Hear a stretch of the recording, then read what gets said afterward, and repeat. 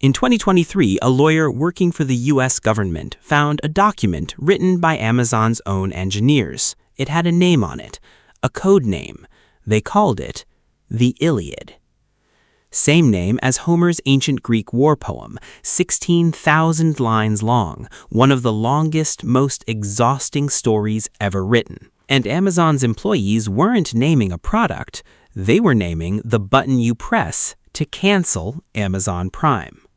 Not as a joke, as a design goal. Internal court documents showed Amazon engineered the cancellation process to be a 4-page, 6-click, 15-option maze on purpose, stuffed with guilt trip pop-ups and last-second discount offers, specifically so it would feel exactly like reading an ancient war epic before you were finally allowed to leave. Employees who tried to make it simpler were reportedly overruled. The company that can get a package to your door in 4 hours could not, mysteriously, figure out how to build a cancel button that worked in 1 click. They knew exactly what they were doing. And in 2025, it caught up with them. Amazon agreed to pay $2.5 billion to settle the case. Now here's the part that should actually bother you. Amazon isn't the villain of this story. Amazon is just the company that got caught, because what they did to that cancel button, every industry on Earth has been quietly doing some version of it to you. Your car, your printer, your razor, your mattress, and most of them never had to write it down anywhere a lawyer could find it. Stick around, because by the end of this video, I'm going to show you the exact moment this became the default setting of the entire global economy, and the one twist coming next that's about to make even the Iliad look small.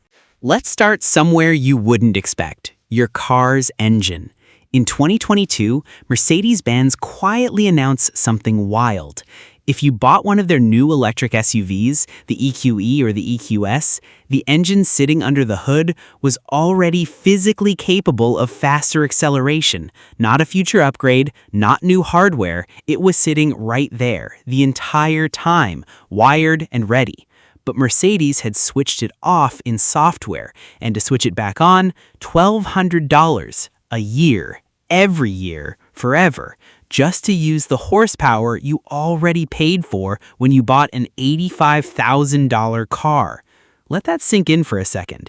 You are not buying a faster car, you are renting your own engine back from the company you already paid full price to. And BMW did the same thing to something even smaller, heated seats. The wiring, the heating coils, all already installed at the factory. BMW's solution, an $18 a month subscription just to turn them on. People found a workaround almost instantly. The internet nicknamed it hacking your own butt back, and BMW quietly walked the plan back after the backlash went viral. But notice what actually happened there. It's not that BMW got embarrassed and gave up on the idea, they just learned they'd moved too fast on something too visible too soon.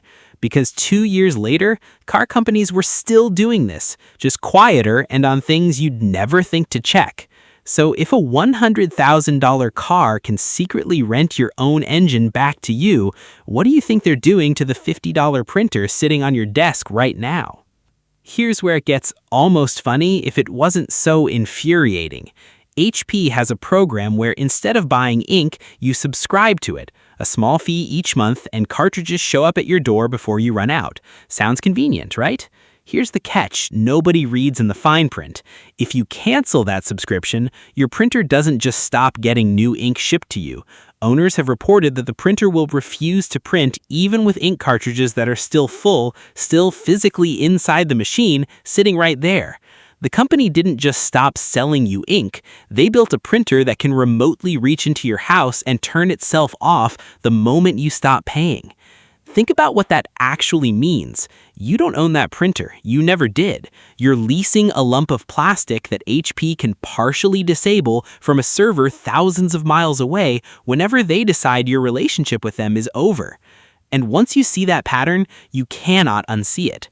Smart speakers that lose features when a company discontinues support, fitness bikes that turn into an expensive coat rack the second you stop paying the membership because the screen goes dark without it. Even some smart doorbells now require a subscription just to save video of someone breaking into your own house. The object still exists. It's sitting right there, fully assembled, plugged into the wall. But the thing that makes it actually work now lives on a server somewhere else, and that server only listens to you as long as you keep paying rent on your own stuff. That's the real shift nobody named out loud. We didn't just start subscribing to services, we started subscribing to permission to use things we already bought. Okay, so if this is so obviously bad, why does almost nobody push back?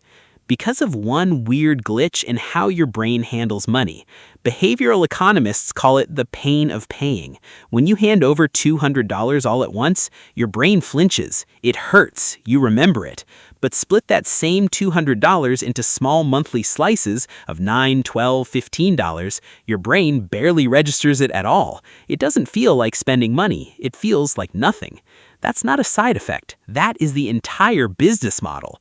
And once companies figured that out, they built the second half of the trap, make signing up effortless, 1 click, 10 seconds, and make canceling feel like defusing a bomb. Multiple screens, guilt trip messaging, a customer service rep whose entire job is to talk you out of leaving. There's actually an industry term for this now, the Roach Motel. Easy to check in, brutally hard to check out. Sound familiar? That's exactly what the Iliad flow was. And here's the number that should genuinely unsettle you. Ask the average American how much they spend on subscriptions a month, and they'll guess somewhere around $86. The real number, once researchers actually pulled the receipts, $219 a month. That's not a small miscalculation. That's a 2.5 times gap between what you think you're spending and what's actually leaving your account every single month on autopilot while you're not looking. You're not bad with money. You were never supposed to notice. Now, here's the twist I promised you at the start. Because everything you just heard, that was companies subscriptionizing things you already owned. The next wave is worse. They're subscriptionizing the software that thinks for you.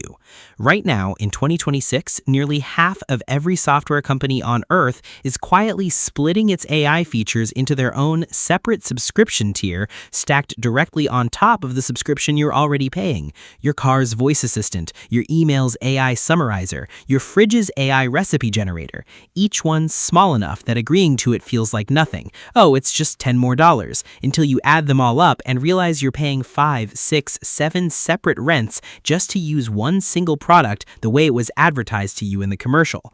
And this is exactly why something called subscription fatigue has exploded into one of the most talked about consumer trends on the planet. More than 4 out of 10 people now say they feel genuinely overwhelmed by the sheer number of things quietly draining their bank account every month. So logically, people should be canceling in droves, right? They're not, and the reason why is almost poetic. Canceling means admitting how much of your life is now wired into something you're paying monthly for. It means losing the convenience you've already rebuilt your habits around. The system isn't just profitable, it's become psychologically expensive to leave, and that was never an accident. That was the whole design from the very first click to subscribe button. Part 5, the unforgettable part. So, here's the twist that actually made me want to make this video. Because people got so overwhelmed trying to track and cancel all their subscriptions, a brand new industry was born to help them. Apps that scan your bank statement, find every subscription you forgot about, and cancel it for you. You know what most of them charge you to do that? A subscription. Read that again. We built an entire economy so confusing and so deliberately hard to escape that the solution the market invented was to sell you a monthly membership to protect you from monthly memberships.